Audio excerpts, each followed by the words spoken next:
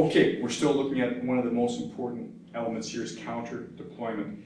We're going to be looking at the holster again here. And this next one I'm going to show you can work from this position, and we're also going to see that it is a good segue into the the back hold, which is far more common on the street. So we looked at when the guy grabs, the old school approach was to jam it back into the holster. That can work if it's an actual holster. Grab the pocket if it's a pocket, but sometimes you've got to grab the wrist, okay? And we saw how we can convert from that.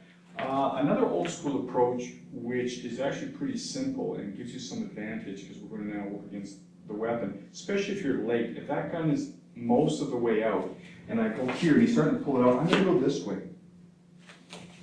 I'm going to take it out like that. Okay? Essentially, what we're doing here is another old school lock. This, what's sometimes known as a vertical wrist lock. You would twist him this way and get his elbow up in the air. You see this a lot in Aikido, not so much in Brazilian Jiu-Jitsu, because you can see the mechanical problem here, controlling him by one wrist. You want this kind of lock. But you are going to come across it in your training. If you're proficient with these locks, it's going to be pretty natural. Okay? So when he goes for it and I go here, I can simply twist that out. But if he's tall enough and I get under here, I'm doing the vertical wrist lock, but I'm using this as a lever.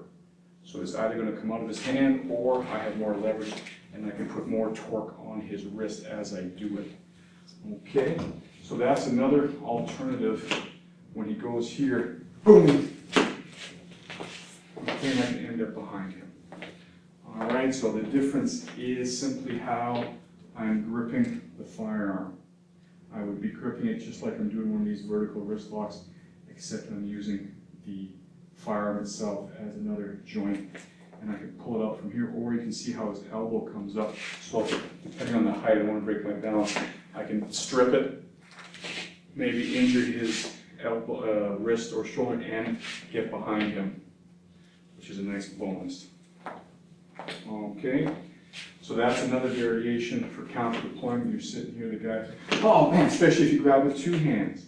It could be instinctive here to grab with two hands. Now the second hand this time ended up more on the spur and the hammer. Maybe that's a good idea because it prevents the discharge. Keep out of the field of fire, and I end up in this vertical wrist lock position. But it's better to transfer that to a hammer lock.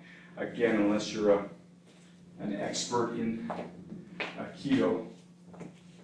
And by expert, I mean someone who's actually done this lock for real in the street against a bigger, stronger person, not who, you know, practices in the dojo all the time with a cooperative partner. If you could actually apply these locks under combat condition, then you might want to keep it. But basically, when you get behind the guy, the hammer lock is a really simple one, and it works.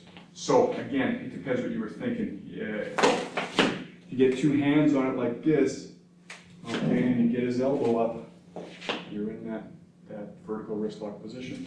Keep turning, and I end up here, take it out that way.